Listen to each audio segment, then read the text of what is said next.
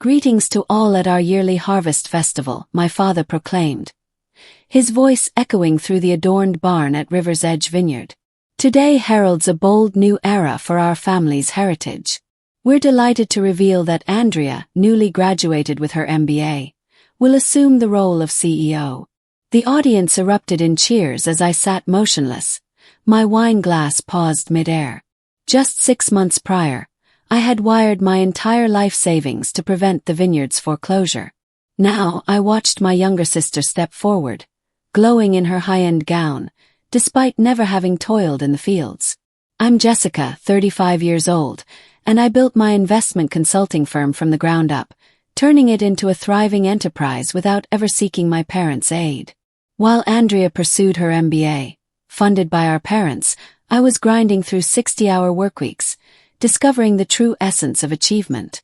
So when they called, distraught about the bank's foreclosure threat 6 months ago, I didn't hesitate to send $850,000.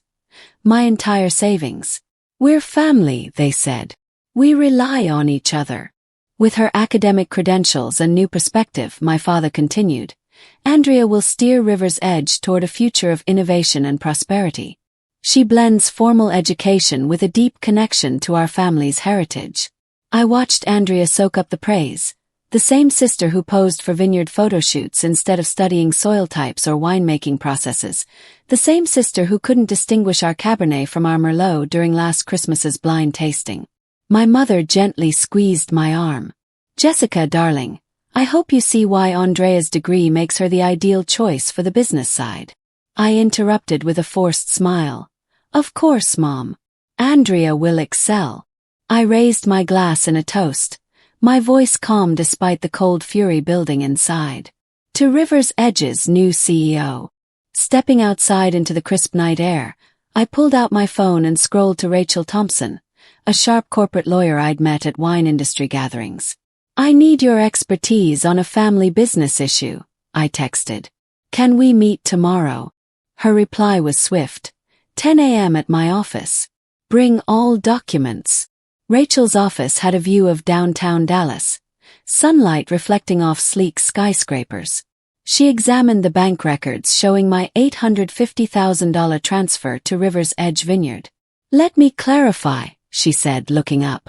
You sent your entire savings without a written contract or even a promissory note. They're my family, I replied, the words now tasting sour. When they called about the foreclosure, all I could think of was preserving our 3-generation winemaking tradition, threatened because they'd overborrowed for Andrea's MBA and a new tasting room she insisted was necessary. Rachel leaned back. And now they've appointed her CEO, despite your investment saving the vineyard. She paused, then asked, Tell me about the day you sent the money. What did they promise? I shut my eyes, recalling that frantic call. Dad said I'd be looked after, that my investment would guarantee my role in the family business. Mom was sobbing, promising they'd make it right. I opened my eyes, anger surging. Instead, they treat my contribution as a daughter's obligation. Was anyone else present for these discussions? Rachel asked. Yes, I said, sitting taller. Their accountant, Michael, was there when I visited to organize the transfer. He seemed uneasy, kept pushing for a written agreement. My parents brushed him off, saying it would offend our family's trust. Rachel's eyes sparkled. Michael could be key. But first, what's your goal? Do you want to run the vineyard? I shook my head. I want my money back with interest. Let Andrea keep her CEO title. I'll start my own vineyard with my funds, one they'll have to compete with. Excellent, Rachel said, grinning.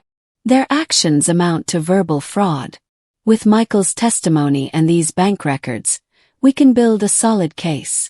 But we'll start with a demand letter, outlining how their behavior could be seen as intentional financial deceit. She grabbed a notepad. We'll demand repayment of your $850,000 plus 8% annual interest within 30 days. We'll also request all financial records since your investment. I bet we'll uncover some questionable choices made after they got your money. Felt a burden lift. And if they refuse, then we file a lawsuit that will expose their finances to public scrutiny, Rachel replied.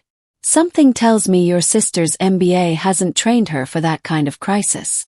The demand letter hit River's Edge like a storm on harvest day. I was working from my apartment when Andrea called, her voice high with panic. A lawsuit? Are you out of your mind? You'll ruin everything our family has built, she shrieked. Dad's having chest pains because of you. I stayed composed, letting her vent. The solution's simple. Return my investment with interest. $850,000 plus 8% for 6 months. You're the MBA, Andrea. Do the math. That money saved this vineyard, your heritage too, and now you want to bankrupt us. She snapped, then her tone turned cunning. Besides, your fancy lawyer should know verbal agreements in family businesses are tricky. You can't prove anything. I smirked, though she couldn't see. Actually, I just spoke with Michael, your accountant. He's provided a sworn statement about the day I transferred the money, how he urged a written agreement, and how Dad promised me a secure role in the business. The line went quiet, then she said, "Hold on, Dad wants to talk." My father's voice came through, tense and furious. "Jessica, what are you doing to us? After all we've done for you. All you've done for me." Shut back. Let's discuss that. You funded Andrea's education, her MBA, her car, her apartment, while I built my life from nothing. The only time I asked for anything was when you promised me a future here in exchange for saving the vineyard.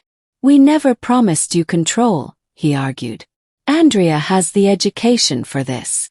I'm not asking for control anymore, I interrupted. I want my money back. Money you took knowing exactly what you planned to do with it. His tone softened. Sweetheart, be reasonable. The vineyard doesn't have that kind of cash right now. We'd need another loan. Then start talking to banks, I said. You have 25 days before I file, and every financial move since my investment will be examined, including Andrea's new Mercedes and your Tuscany vacation last month. I heard hushed voices in the background. Then Mom took the phone. Jessica, please, she pleaded. Come for dinner. We can resolve this as a family. We're not family right now, Mom, I replied. We're business associates in a dispute. Have your lawyer contact Rachel. I ended the call, my hands trembling slightly. My phone lit up with messages from relatives, from angry accusations to pleas for reconciliation. I ignored them and opened my laptop, researching vineyard properties in the next county. Soon River's Edge would face real competition. The next week brought a shocking discovery. Michael, the accountant, asked to meet for coffee. His voice edged with nerves. We met at a quiet cafe far from the vineyard, where he handed me a thick folder. You need to see this, he said, glancing around anxiously. I opened it to find detailed financial records. Michael pointed to highlighted entries. Your $850,000 didn't just prevent foreclosure. It funded personal expenses logged as business costs. The Mercedes was listed as a delivery vehicle, the Tuscany trip as market research, and parts of Andrea's MBA were backdated as employee training costs. My grip tightened on my coffee cup. They used my money for this. Michael nodded grimly. There's more. 2 weeks before naming Andrea CEO, they created River's Edge Holdings LLC, quietly transferring vineyard assets to this new entity. The company you invested in is being gutted. The truth hit hard. They weren't just ignoring my contribution. They were ensuring I had no claim to the vineyard I'd saved. Your lawyer needs these, Michael urged, lowering his voice. But you didn't get them from me. I'm job hunting already. I can't be tied to this financial misconduct. I reached for my phone to call Rachel, but it buzzed with a text from Andrea. Family meeting tonight. No lawyers. Last chance to fix this like family. I showed Michael the text. He shook his head. They know I've been digging into the records. They'll try to guilt you into backing down or intimidate me. I texted back. Any discussion requires lawyers. Andrea's reply was instant. Your choice, but don't cry when this gets ugly.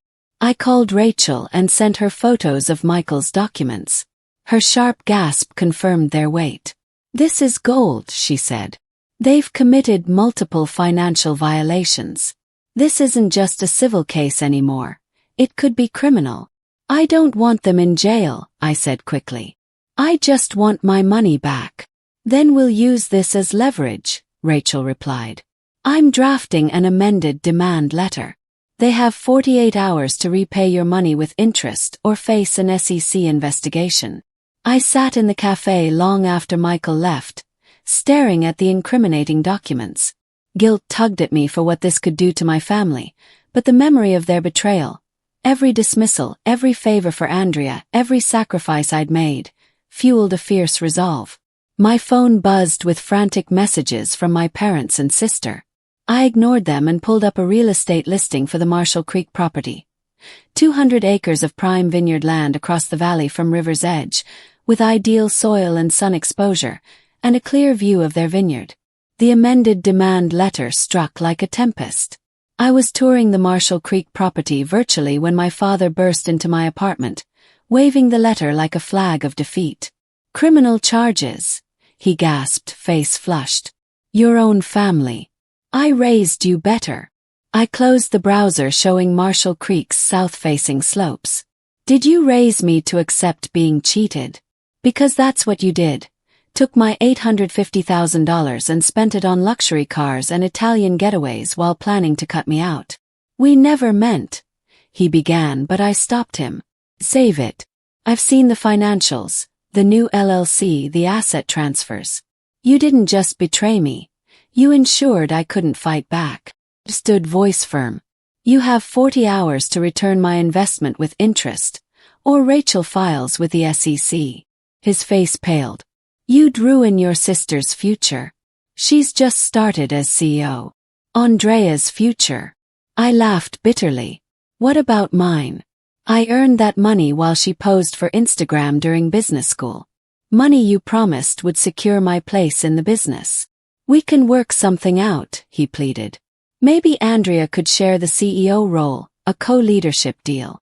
I shook my head. I don't want to share anything with Andrea. I want my money back, every cent plus interest. Then you'll never worry about me competing with your precious CEO again. His eyes narrowed at competing. What's that supposed to mean? My phone buzzed, perfect timing. The Marshall Creek realtor. I answered on speaker. Hi, Jessica. Great news. The owner loves your offer and your vision for expanding the vineyard's output. When can we meet to discuss terms? My father's face collapsed as he realized Marshall Creek was River's Edge's historic rival, once outshining them until its owner retired. You wouldn't, he whispered. Wouldn't what? Start my own vineyard. Use my expertise to compete with a business that stole from me. I learned winemaking from Grandpa, Dad, while Andrea studied business cases. I studied soil and weather. Your grandfather would be ashamed, he said, aiming for an emotional blow. No, he'd be proud I'm not letting you and Andrea ruin his legacy with your greed. I turned to my laptop. Now, excuse me, I have a property to buy. Tick-tock on those 40 hours. He stormed out, slamming the door. Minutes later, Andrea texted. How dare you threaten Dad? You're jealous of my success. Mom's crying because of you. I blocked her number and returned to the Marshall Creek listing. The property needed work, but its premium grapes and elevation would let me produce wines to rival River's Edge's best. My phone buzzed again. Rachel. They're panicking, she said. Their lawyer's been calling banks all day. Smiled. Either I'd get my money back or I'd buy Marshall Creek, and River's Edge would face real competition. With 12 hours until the deadline, my mother appeared at my office, clutching a manila envelope. Her face a mask of practiced calm, the same she used to mediate between Andrea and me as kids. Your father's been sedated, she said, slumping into a chair. His blood pressure's skyrocketing. Are you satisfied? I kept my expression neutral. What's in the envelope? She pushed it toward me. The best we can do. We mortgaged everything. $600,000. The bank wouldn't give more. We'll pay the rest in installments. I didn't touch it. That's not the deal. $850,000 plus interest, or Rachel files tomorrow morning. We don't have it, she snapped, her calm breaking. Andrea's called every bank in Texas. No one will lend more without auditing the books, and you know we can't allow that. Because of what they'd find. I asked quietly. Like how you used my investment for Andrea's MBA instead of saving the vineyard. Or the assets you've hidden in that new LLC. Her face froze. How did you? I have everything, Mom. Every transaction, every transfer, every fraudulent expense. Did you think no one would notice? She leaned forward, switching tactics. Think about what you're doing. If you file, it won't just hurt us. The vineyard's reputation will collapse. The workers, the distributors, their families. You'd ruin them to spite Andrea. Don't put this on me, I said sharply. You and Dad chose this when you stole my money. You risked everyone's jobs, not me. We didn't steal, she began, but I cut her off. Let me show you something. I turned my laptop, displaying the Marshall Creek listing. Gorgeous, right? Premium soil, perfect elevation. Enough land to double River's Edge's output. The owner accepts my offer tomorrow unless I get my money back first. Her eyes widened, recognizing the property. You can't. That land would destroy us. Then you and Andrea better get creative in the next 11 hours, I said. Sell her Mercedes, mortgage the house, call in favors, I don't care. I want every penny. She stood trembling. You've changed, Jessica. You're hard, cruel. No, Mum. I've just stopped letting you manipulate me. The money or the lawsuit, your choice. After she left, I called Rachel. They tried to negotiate with partial payment, I said. Stay firm, she advised. Their lawyer's been calling banks all day. An email pinged from the Marshall Creek realtor. Owner eager to close. Can meet tomorrow to sign papers. I confirmed the meeting, then texted Andrea. 11 hours left. Tick-tock. Her reply was a string of angry emojis and, you're making a huge mistake. Dad's lawyer says we can drag this out in court for years. I sent back a photo of Marshall Creek's highest point, overlooking River's Edge. She'd recognize it from her Instagram shoots. With 2 hours until the deadline, I sat in Rachel's office, reviewing paperwork for both scenarios. The SEC filing and the Marshall Creek purchase. The Dallas sunset painted the sky like our Cabernet. Their lawyers called 4 times this hour, Rachel said, checking her messages. They're desperate. Someone named James Turner from First Regional Bank's been trying to reach you. I sat up.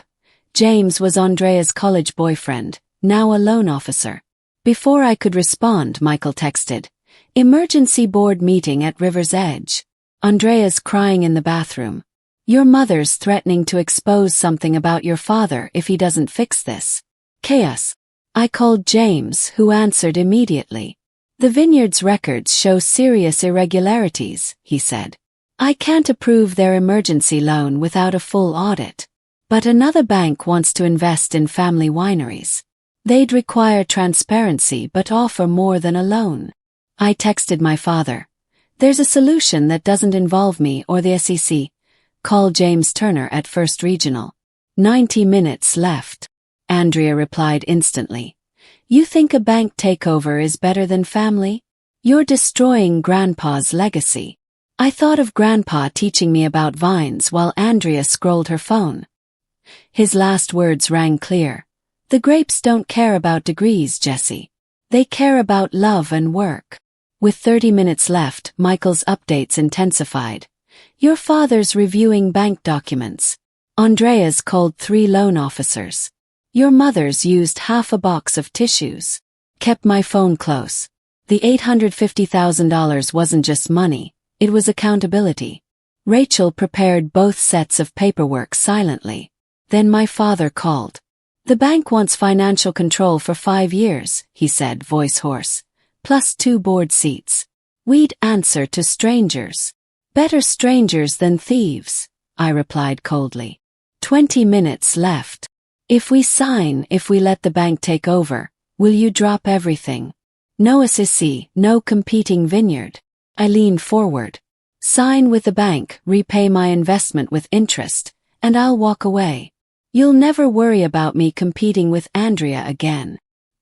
He was silent, then said, Your mother thinks we should call your bluff. Says you're too soft for the SEC. 15 minutes to find out, I said. Tick-tock.